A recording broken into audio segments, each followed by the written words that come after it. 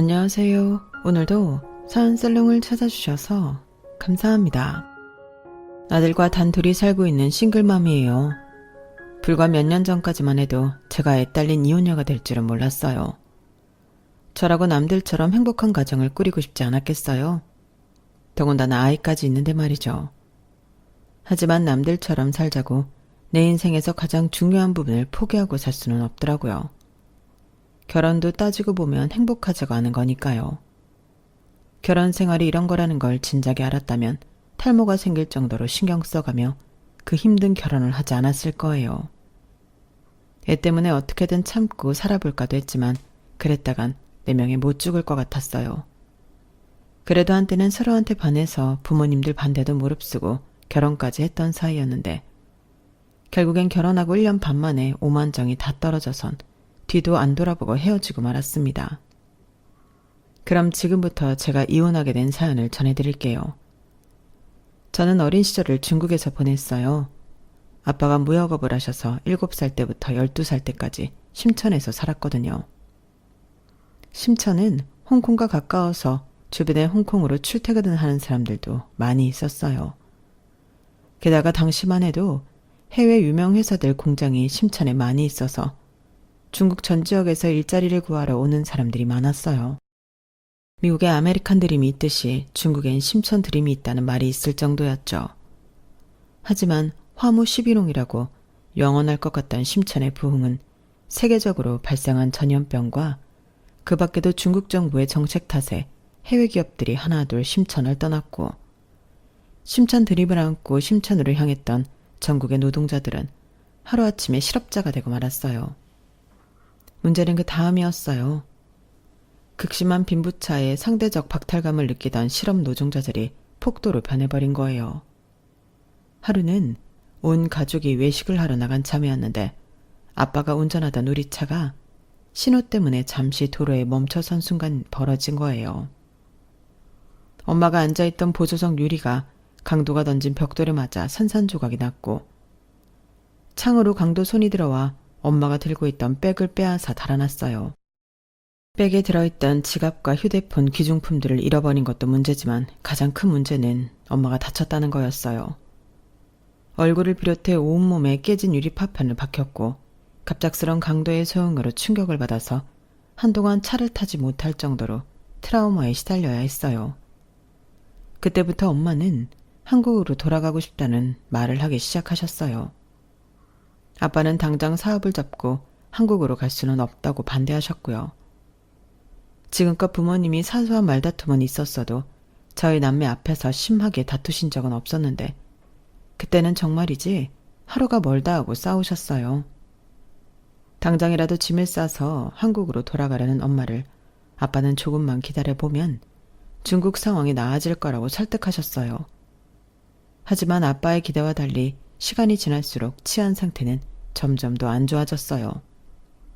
아파트 출입문은 두꺼운 철문으로 하루 종일 닫아놓았고 아파트 주민들도 아파트에 출입할 때는 경비원들의 삼엄한 검색을 받은 후에야 출입이 가능했어요. 거기다 돈 때문에 아이들을 유괴하는 나쁜 놈들이 많아서 저랑 동생은 밖에서 뛰어노는 건 꿈도 못 꾸게 되었어요. 위치적으로 홍콩과도 가까워서 주말에 홍콩 디즈니랜드로 자주 놀러 다닐 수 있었던 살기 편한 심천이었지만 점점 더 사람 살기 힘든 곳으로 변해버렸어요. 설상가상으로 아빠 사업도 몇 년 사이 많이 어려워져서 더는 그곳에서 버티기 힘들어졌어요. 그렇게 우리 가족은 한국행을 결정하게 되었어요. 중국에서 살 때는 아빠 사업이 그래도 괜찮은 편이어서 부족함 없이 풍족한 생활을 할 수 있었지만 한국에 돌아온 이후에는 이전과는 완전히 다른 상황이었어요. 거기다 한국 물가가 생각보다 높아서 허리띠를 꽉 조여야 했어요. 한국에 들어오면서 운영하던 회사를 정리한 아빠는 전에 함께 일했던 동료의 도움으로 취직을 할 수 있었어요.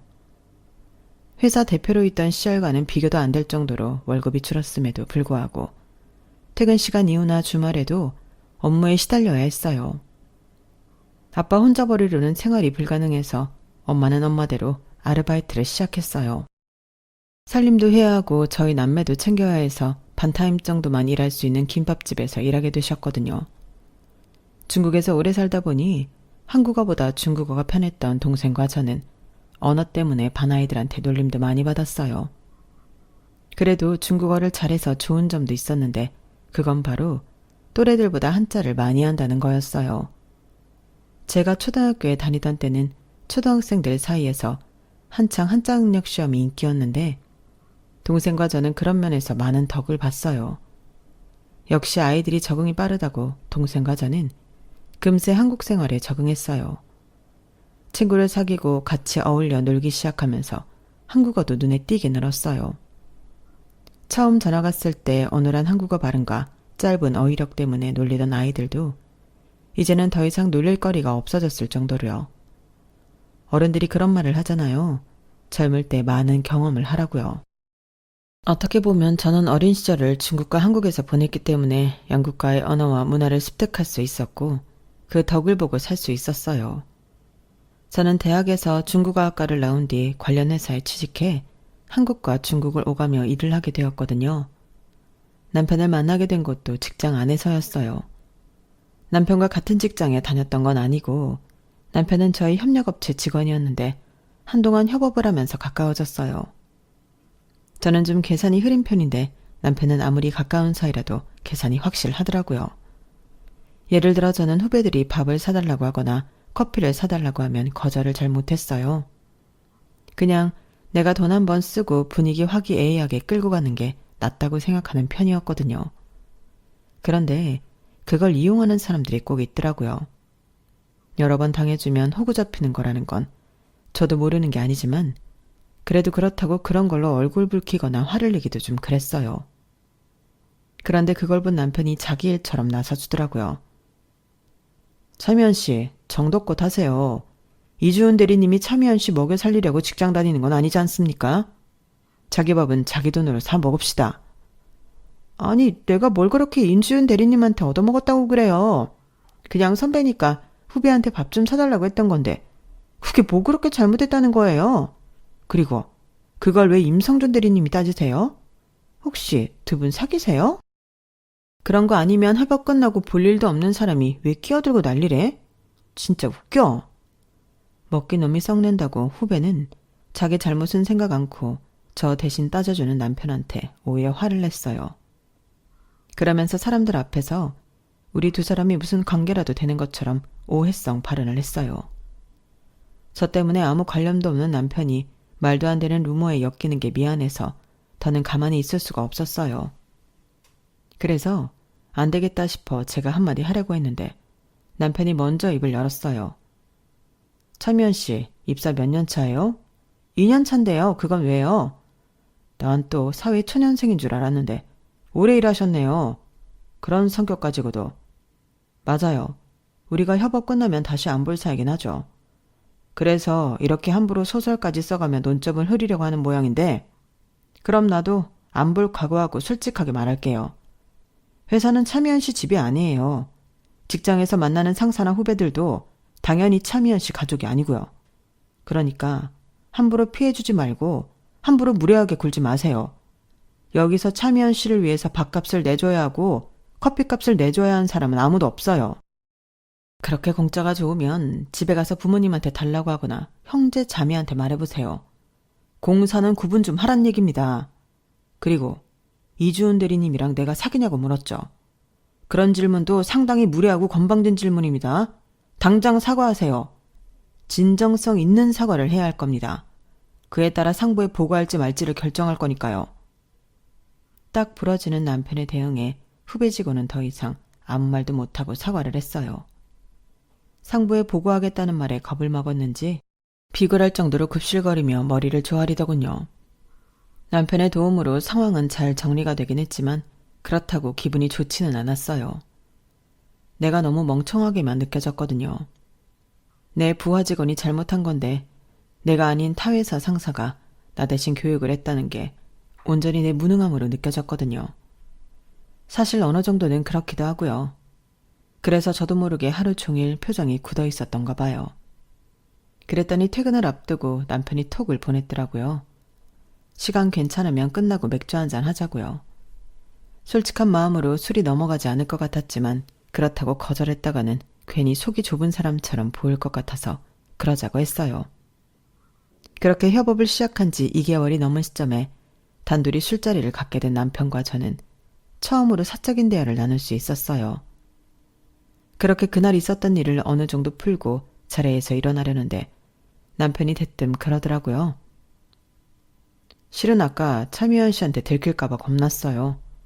네? 뭐를 들켜요? 제 마음이요.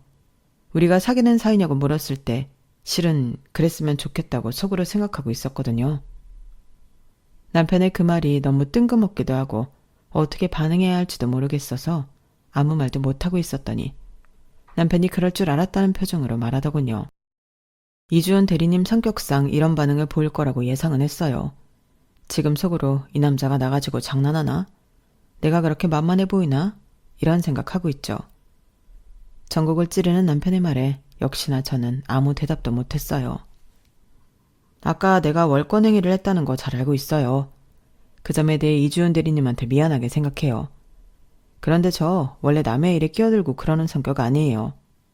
몇 달 동안 저를 봐서 알겠지만 내가 타인을 위해 희생하거나 타인을 위해 총대를 매는 성격이 아닌 건 아시죠? 그런 제가 왜 이번 일에는 내일처럼 나섰을까요? 남자가 남의 일을 내일처럼 받아들이고 총알바지로 나서는 건 딱 한 가지 이유예요. 그 사람이 좋으니까. 그거 외엔 없어요. 주은 씨, 내가 싫은 게 아니라면 지금부터라도 잘 좀 봐줬으면 좋겠어요. 내가 인간미는 좀 떨어져도 내 사람한테는 우리라는 사람이거든요. 혹시 회사 사람들 눈치 보여서 망설여진다면 그럴 거 없어요. 우리가 직장 동료도 아니고 협업 끝나면 우리가 사귀든 결혼을 하든 회사 눈치 볼 일 없잖아요. 그러니까 나 좀 진지하게 봐주세요. 언제 어디서든 말로 상대방을 후드려 팰 수 있는 남자가 그 순간만큼은 제게 잘 보이려고 애교 섞인 말을 쏟아내는 걸 보고 기분이 묘해졌어요. 나와는 정반대 성격이라서 가끔은 부럽기도 하고 때로는 불편하기도 했던 사람이 그날은 왠지 귀엽게만 느껴졌거든요. 그리고 이상하게 그날 이후부터 자꾸 남편한테 눈길이 가고 별거 아닌 남편의 행동들이 제 마음속에 담기기 시작했어요. 그러다 협업이 끝나고 각자의 회사로 돌아간 이후 우리는 정식으로 사귀기 시작했어요. 아무래도 한 공간에 있을 때 교제를 시작하면 어디서고 티가 나도 날 것 같아서 미뤄왔거든요. 제가 좀 소극적이고 예민한 편이라서 남편한테 그렇게 하자고 한 거예요. 남편도 그런 제 뜻을 따라주었고요. 연애를 시작하고는 예상대로 남편이 주도권을 쥐고 만남을 이어갔어요. 저보다 경제관념도 확실하고 매사에 똑 부러진 사람이라서 자연스레 그렇게 됐거든요. 같이 있다 보면 자신도 모르는 사이 상대방을 닮아간다고 남편과 연애를 하면서부터 저도 성격이 조금씩 변해갔던가 봐요. 직장 동료들한테서 성격이 변했다는 말을 종종 듣게 됐거든요. 전에는 다수를 위해 내가 참고 희생하는 부분이 많았다면 남편과 사귀게 된 이후로는 그런 희생이 많이 줄어들었어요. 거기다 약간 흐리던 계산이 전보다는 많이 약아졌고요. 덕분에 전처럼 남한테 억울한 일을 당하는 일은 많이 사라졌어요. 따지고 보면 이게 다 남편 덕분인 셈이었죠. 하지만 남편과 연애가 좋은 점만 있었던 건 아니에요. 솔직히 데이트를 할 때마다 이렇게까지 해야 하나 싶을 정도로 불편한 점이 많았거든요. 처음 사귀기로 했던 시점에 동의했던 부분이라서 따르긴 했지만 좀처럼 익숙해지지 않을 것들이었어요. 그건 바로 데이트 비용이었어요. 주은 씨, 우리 데이트 비용 말야. 만날 때마다 각출할까? 아니면 데이트 비용 통장을 만들까? 난 데이트 비용 통장이 편할 것 같은데 어떻게 생각해? 제가 그동안 연애를 안 해본 건 아니지만 한 번도 데이트 비용 통장을 따로 만들어서 써본 적이 없어서 그런 개념 자체가 좀 낯설었어요. 그래도 남편이 워낙 확실한 걸 좋아하는 사람이니까 하는 게 낫겠다 싶었어요. 그때까지만 해도 만나서 밥 먹고 차 마시고 하는 돈을 한 번에 데이트 비용 카드로 계산하나 보다 생각했는데 이게 웬걸? 그 정도가 아니더라고요. 주은 씨가 마신 음료가 6,400원이지? 나는 마셨으니까 4,200원. 그럼 주은 씨가 2,200원 더 썼네? 참, 데이트 비용 내역서는 각각 정리하는 걸로 할까? 혹시라도 나중에 서로 기억이 달라서 문제될지도 모르니까 말이야. 그럼 오늘 쓴 돈 주은 씨도 정리해둬. 이렇게까지 꼼꼼하게 정리해서 더 쓰고 덜 쓴 걸 따지는 줄은 몰랐어요. 매달 통장 내역 정리를 할 때 덜 쓴 사람한테 덜 쓴 만큼 차액을 현금으로 돌려주는 것까지 끝나야 그달 데이트 비용 정산은 끝이 나곤 했어요. 매달 이런 방식으로 돈가리를 하다 보니 뭐랄까 만나서 뭘 하는 게 귀찮다는 생각이 들 때도 있었어요. 그냥 마음 편히 데이트에 집중하고 싶다는 생각이 들 정도로 말이죠. 이런 불편함에도 불구하고 나머지 부분은 딱히 불만이 없었어요. 남편은 생산적인 일을 좋아하는 사람이라서 함께 있으면 저도 덩달아 발전하는 기분이 들었거든요. 매사에 성실하고 약속 시간도 칼같이 지키는 사람이라서 그런 점도 마음에 들었고요. 딱 하나 금전관리 부분이 좀 거슬리긴 하는데 뭐 어쩌겠어요. 세상에 완벽한 사람은 없는걸요. 일찍 결혼한 친구들 얘기를 들어봐도 차라리 금전적으로 확실한 남자가 낫다는 말을 많이 하더라고요. 예, 내 남편은 지랑 나랑 똑같이 버는데도 매번 자기 집에 돈을 더 써야 하는 것처럼 말한다. 우리 집은 제사도 안 지내는데 매번 시댁에서 제사 지낼 때마다 제사 비용 보내드리라고 그러질 않나. 내 조카들 입학 졸업식 땐 입 싹 닦다가 자기 조카 졸업할 때는 선물로 노트북을 사주자고 그러더라니까. 그러면서도 너무 당당해. 너무 어이없지 않니? 그런 남자들에 비하면 네 남자친구는 개념 있는 사람인 거야. 물론 연애할 때는 좀 야박하게 느껴질 수도 있겠지만 결혼해서 내 남자가 됐을 땐 훨씬 그게 낫다니까. 친구 얘기를 들어보니 맞는 말인 것 같았어요. 결혼하면 어차피 공동재산이 되는 건데 확실한 게 흐린 것보단 낫겠다 싶었거든요. 그래서 금전적인 문제는 오히려 가볍게 취급하고 넘어가게 되었어요. 나중에 이 문제가 어떤 결과를 불러올지 그땐 까맣게 몰랐거든요. 둘 사이에 결혼 얘기가 나오고 얼마 뒤 양가 부모님께 말씀드렸어요. 둘 다 결혼 정년기이기도 했고 안정된 직장도 있었기 때문에 처음엔 반대 없이 진행이 잘 되는가 보다 생각했죠. 그런데 남편이 저희 집에 인사를 드리고 간 이후 저희 아빠가 제 결혼을 탐탁치 않게 생각하시더라고요. 이유는 남편 성격 때문이었어요. 사내 녀석이 소갈딱지가 완전 쫌팽이야. 너 저런 놈이랑 결혼하면 평생 짜잘한 잔푼돈 때문에 신랑이하며 살아야 돼. 남자는 남자가 잘한다고 저런 놈은 안 돼. 그러니까 아빠 말 들어. 아빠, 어떻게 사람을 한 번 보고 판단을 해? 그리고 돈 문제에 예민한 건 시간이 지나면 차차 나아질 수 있는 거잖아. 그게 뭐 그렇게 중요하다고 그래? 이 녀석아, 사람 성격은 고칠 수 있는 게 아니야. 지금이야 눈에 콩깍지가 씌어서 못 느끼는 거지. 한번 살아봐라. 뭐가 제일 거슬리고 널 힘들게 할지. 그러니 아빠 말 좀 들어. 평소엔 제 말이라면 다 들어주시는 아빠였지만 그때는 이상하게 느껴질 정도로 고집을 부리시며 결혼을 반대하셨어요. 그 바람에 아빠 눈에 잘 들기 위해 아빠한테 선물도 많이 해드리고 아빠와 남편이 얘기를 나눌 수 있는 술자리도 자주 잡아가며 노력을 했어요. 처음엔 남편한테 눈길도 안 주시던 아빠는 조금씩 저와 남편의 노력을 봐주시기 시작했어요. 반년 넘게 아빠한테 공들인 이후에야 가까스로 결혼 허락을 받을 수 있었어요. 그 기간 동안 따로 들어간 제 돈만 해도 수백이라는 게 문제였지만요. 아빠는 남편이 사다 드린 선물들이 남편 주머니에서 나온 돈인 줄 알고 계셨지만 고스란히 제 통장에서 나간 돈으로 사드린 거였으니까요. 아무튼 큰 돈을 들이고서야 하게 된 결혼은 그나마 순조롭게 흘러갔어요. 평소 데이트할 때와 같은 방식으로 결혼 비용도 똑같이 부담해서 집을 구하고 살림을 채우고 예식 장비랑 청첩장, 스드메 비용을 처리했어요. 남편이 워낙 금전적인 부분에 있어서는 확실한 사람이라 할인도 많이 받고 허투루 나갈 돈도 많이 절약할 수 있었어요. 거기까진 좋았는데 신혼여행지에 도착하자마자 생각지도 못한 결혼 비용 문제로 얼굴을 붉히게 됐지 뭐예요. 자기야, 이 내역서는 뭐야? 아, 그거 자기가 추가로 내야 할 금액이야. 자기도 알다시피 자기 웨딩드레스 비용이 내 턱시도 렌트 비용보다 훨씬 비쌌잖아. 거기다 헤어 메이크업 비용도 그렇고. 그래서 추가분 정리해둔 거니까 내 통장으로 입금해줘. 평소에 남편이 조금도 손해보지 않으려고 엄격하게 n분의 1을 고수하는 건 알고 있었지만 그게 결혼 준비에도 포함되리라고는 상상도 해본 적 없던 터라 놀라지 않을 수가 없었어요.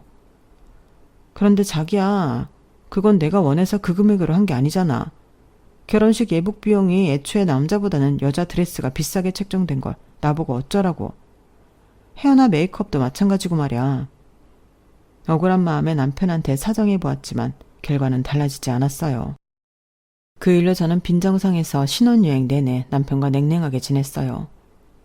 한국으로 돌아오기 전 현지 아울렛에서 양가 부모님 선물을 살 때도 남편은 가격 차이에 꽤 민감하게 신경 쓰는 모습이었어요. 결혼 전에는 남편의 장점이라고 생각했던 확실함이 슬슬 쪼잔함으로 느껴지기 시작한 것도 그 무렵이었던 것 같아요. 결혼하면 공동재산이니 데이트를 할 때처럼 10원짜리 하나까지 나눠 지불할 정도로 야박하게 살지 않아도 될 줄 알았어요. 그런데 웬건 달라진 건 하나도 없더라고요.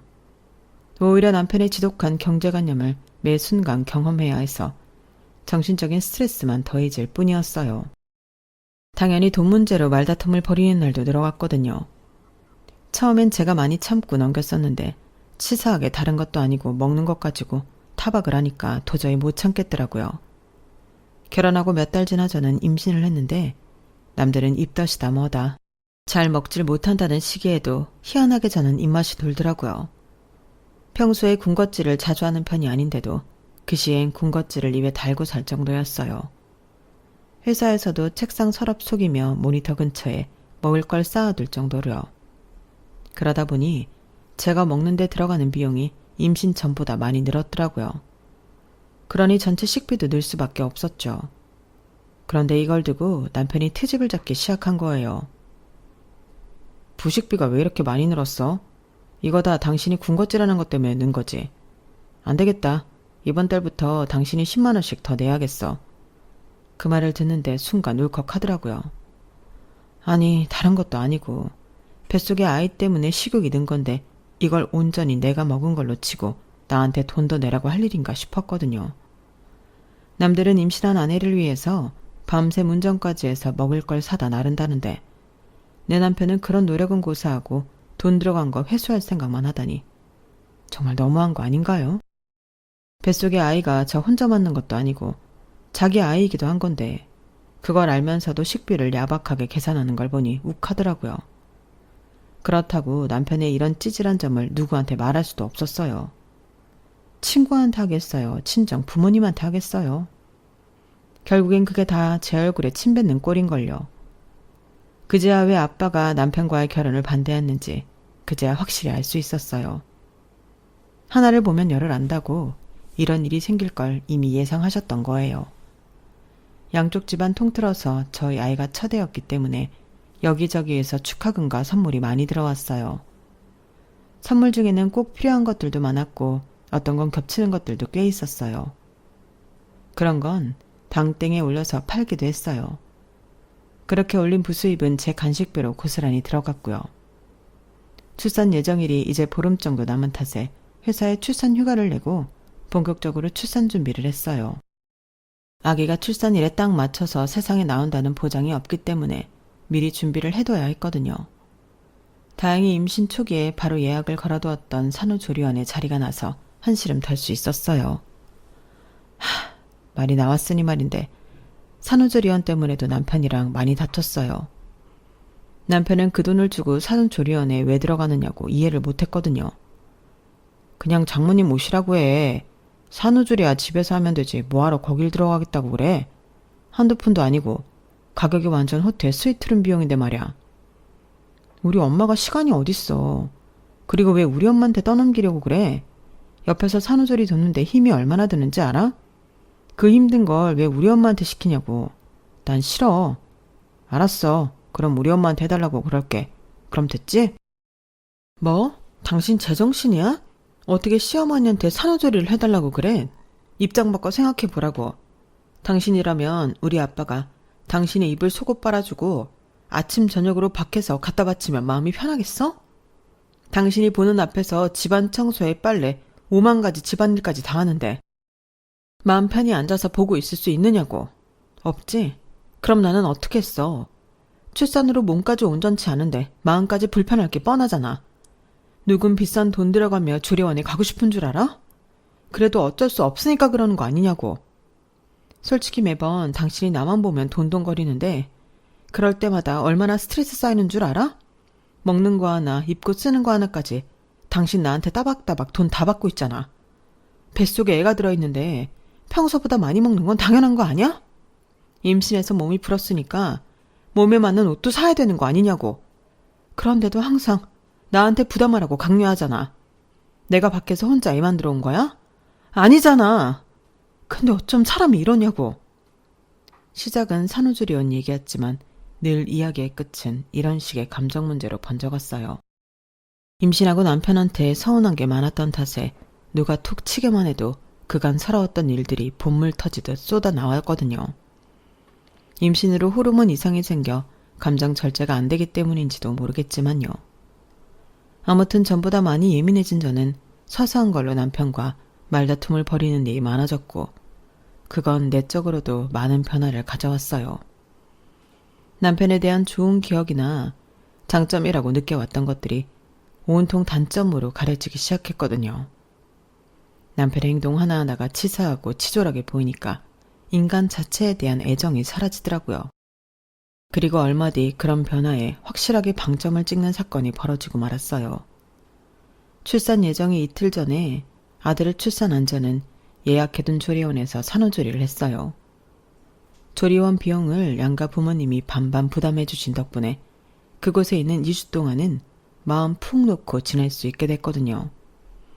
남편도 자기 돈 들어가는 게 아니다 보니 전과 달리 별말이 없더라고요. 그렇게 2주간 산후조리를 마치고 집에 돌아갔는데 그날 밤 남편이 그러는 거예요. 산후조리원 말이야. 확실히 비싼 값을 하긴 하더라. 그치? 아무래도 그렇지. 돈만 있으면 한 일주일 더 있다 나오고 싶더라니까. 그래서 말인데 당신도 2주 동안 쉬다 왔으니까 이번엔 나도 좀 쉬고 올게. 회사에 연차 남은 거랑 합해서 휴가를 냈거든. 한 일주일 호캉스 하면서 푹 쉬다 오려고. 순간 제가 뭘 잘못 들은 줄 알았어요. 이런 시기에 호캉스라뇨. 당신 그게 무슨 말이야? 호캉스를 가겠다고? 지금 이 시기에? 오, 당신도 쉬고 왔잖아. 그러니 이제 내 차례지. 조리원비가 5성급 호텔 스위트룸 가격이니까 나도 그 정도 금요로 가도 되지?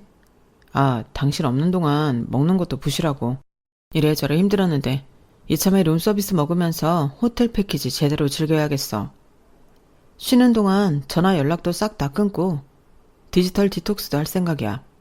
아, 간 김에 호텔 짐에서 몸도 좀 만들어야겠다. 어때? 내 계획 죽이지.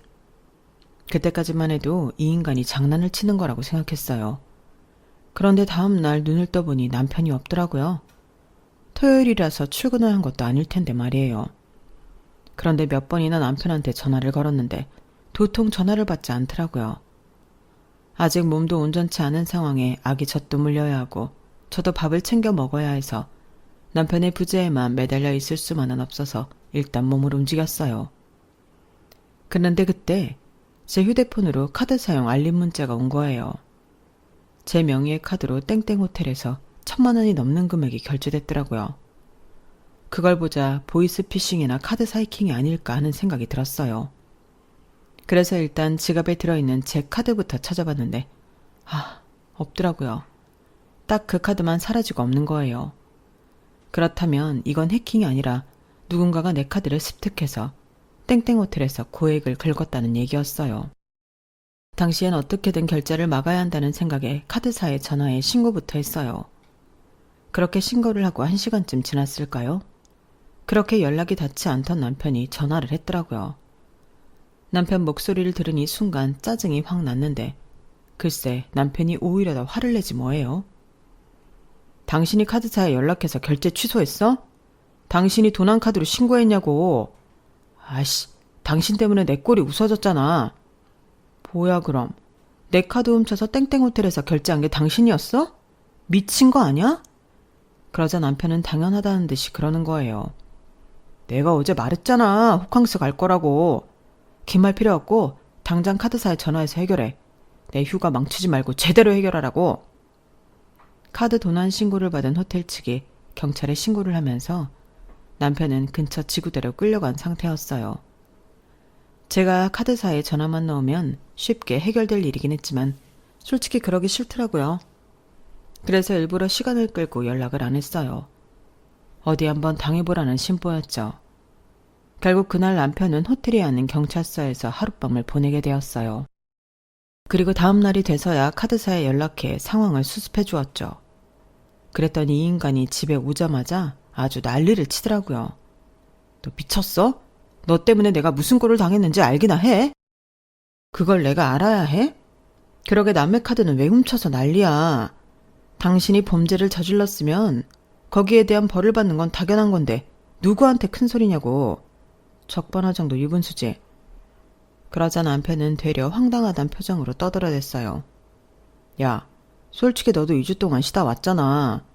넌 시설 좋은 조리원에서 즐길 거 다 즐겨놓고 나는 그러면 안 된다는 것 자체가 차별 아니냐? 애 낳는 게 뭐 그리 힘든 거라고 오지게 생색이나 내고. 솔직히 요즘엔 의술도 좋아서 무통주사 맞으면 고통 없이 애 낳을 수 있잖아. 그런데 뭘 그렇게 애 낳는 게 힘들다고 말끝마다 생색이냐? 나도 그 힘든 군생활하면서 청춘 바쳤지만 그렇다고 너처럼 생색내거나 주변에서 대접받은 적도 없어. 그러니까 이번엔 네가 즐긴 만큼 나도 호캉스 즐기겠다는 건데 그게 뭐가 나빠? 정말이지 말도 안 되는 궤변을 늘어놓는 남편을 보니 한숨만 나더라고요. 그래, 100번 양보해서 호캉스 가는 거 터치 안 할게. 그런데 왜 당신 호캉스 가는데 내 카드로 결제를 해? 당신 좋자고 쓰는 거면 당신 돈으로 하는 게 맞잖아. 나한테 늘어난 부식비 하나까지 다 받아내면서 왜 당신은 내 돈을 멋대로 쓰느냐고. 야, 너는 양가 부모님한테 돈 받았잖아. 원래 네 돈으로 써야 할 조립이 부모님들한테 다 받고 마음 편히 2주 동안 쉬다 왔으면 양심적으로 내 호텔비는 네가 내줘야 하는 거 아니냐? 너는 실컷 쉬고 와서 나보고는 호캉스 한다고 뭐라고 할 처지는 아니지 않나? 남편은 정말이지 철딱선이 없는 소리를 이어갔어요. 출산을 하고 조리원에서 몸을 회복하는 과정을 쉬다 왔다고 표현하는 사람이라니. 그동안 내가 남편을 잘 모르고 살았구나 싶더라고요. 게다가 출산한 아내처럼 자기도 똑같이 쉬겠다며 와이프 카드로 인류 호텔비를 결제하는 남자라니. 이보다 최악인 남자가 세상에 있을까요? 결국 이런 남자랑은 더 길게 얘기할 필요가 없을 것 같아서 양가 부모님을 불렀어요. 와서 상황 얘기를 전해들으신 양가 부모님은 다들 눈에서 싸늘한 냉기가 흘렀어요. 당신 아들의 황당한 요구가 창피하셨던 아버님은 옆에 있던 쿠션을 들어 제 남편한테 던지셨어요. 에라 이 미친놈아, 네가 제정신이냐? 네 자식이 태어났는데 정신 못 차리고 여전히 이기적으로 굴어? 며느리가 놀려고 조리원에 들어갔냐? 어쩜 그렇게 이기적이고 생각이 짧아. 당장 사과해. 사과 안 하고 뭐해? 아빠, 내가 뭘 잘못했다고 그래. 솔직히 저 사람 2주 동안 쉬고 온 거 맞잖아. 여자라면 누구나 하는 출산인데 그게 무슨 대수라고 그러냐고. 여자는 출산하고 남자는 군대 가고 각자 나눠서 하는 건데 뭘 그렇게 생색이 난 말이야. 그러자 가만히 참고 있던 저희 아빠가 죽일 듯 노려보며 소리쳤어요. 그래, 그 호텔비 내가 내주마. 대신 넌 앞으로 내 손자에 대해 아무런 권리도 주장하지 마라. 부모가 돼서는 자식보다 지 몸 편한 게 우선이라면 부모 노릇할 자격이 없는 거지 뭐. 그런 정신 상태로 지금껏 멀쩡히 사회생활 해온 게 용하다. 여자가 애를 낳는 건 자기 몸을 축내가며 목숨까지 걸고 하는 거야. 네 어머니가 널 그렇게 낳으셨다고. 그런데 그걸 단순히 군대 가는 문제 정도로 치부하는 놈이라면 더는 상대하고 싶지 않구나. 너 같은 건 애초에 인간 되게 글러먹었어. 그러니 이참에 둘이 갈라서라. 너같이 이기적이고 치졸한 놈한테 더는 내 딸이랑 손자 못 맡기겠으니까 갈라서라고. 사돈도 보셨죠? 대개 아드님 사고방식이 이렇습니다. 돈에 미쳐서 지 아내도 자식도 없는 놈이라고요. 그동안 내가 말 않고 참고 있었는데 저놈이 어떤 놈인지 아십니까? 지 와이프가 임신해서 식비 10만 원 돈 더 나왔다고 장인장모 찾아와 매달 더 나온 차에만큼 돈 받아간 놈입니다. 지 자식을 가진 아내한테 꼴랑 10만 원 쓰는 것도 아까워서 벌벌 떠는 놈이라고요. 사돈께선 상견례 자리에서 이런 아드님을 두고 경제관념이 투철한 거라고 하셨지만 내가 보기엔 말입니다. 이건 그냥 쪼잔하고 찌질한 새끼인 겁니다. 지 자식을 벤 아내 입에 들어가는 것도 아까워서 이럴 정도면요. 저놈 보르긴 해도 돈 아까워 부모 장례도 제대로 안 치를 놈일 겁니다. 나중에서 땅치고 후회 마시고 이참에 자식 교육 제대로 시키세요. 남의 자식 인생 망치지 않게 말입니다. 그 사건 이후로 저희 부부는 물론 양가 부모님들도 철천지 원수처럼 변해버렸어요. 그리고 그해 가을 우리 부부는 합의이혼을 했어요. 남편은 양육비를 받지 않겠다는 조건하에 친권까지 제게 넘겨주었어요. 그 얘기를 들은 저희 아빠가 그러시더라고요. 그놈은 돈만 준다면 지 부모도 팔아먹을 놈이야. 일제 때 태어났으면 아주 이완용이 뺨치게 나라 팔아먹었을 놈이라고. 에라 이 쓰레기 같은 놈. 솔직히 저도 친권까지 포기하는 남편한테 정말 많이 실망했어요. 그깟 양육비 아끼자고 자기 자식과 영까지 끊은 셈이니까요. 우리 아들이 나중에 이 사실을 알면 얼마나 슬플까 생각하니 더더욱 남편을 용서하기 힘들었어요. 그래서 이렇게 사연까지 보내게 된 거고요. 이혼을 하고 몇 년이 지난 지금은 많은 게 안정적으로 자리를 잡아서 아들과 단둘이 지내는 매 순간이 행복하기만 합니다. 물론 아침에 아이를 떼어놓고 출근을 하는 건 여전히 힘들지만 그래도 퇴근 후 아들의 웃는 얼굴을 보면 하루 종일 쌓였던 피로가 확 풀리는 기분이 들곤 해요. 돈으로는 바꿀 수 없는 세상에서 가장 귀한 미소거든요. 동계산에만 능한 남편 같은 인간은 죽을 때까지 경험할 수 없는 감정이겠지만요. 앞으로 싱글맘으로 살아가려면 힘든 고비들이 한두 번이 아니겠지만 그래도 힘을 내볼 생각입니다. 저한테는 내 인생에서 가장 귀한 보물인 아들이 있으니까요. 그걸 제대로 지키기 위해서라도 노력해야 하니까요. 지금까지 제 사연을 들어주셔서 감사합니다. 다들 건강하시고 행복하세요. 여러분, 사연 댓글에 응원과 현명한 조언 부탁드려요. 좋아요와 구독은 저에게 큰 힘이 됩니다. 오늘도 좋은 일 가득하세요.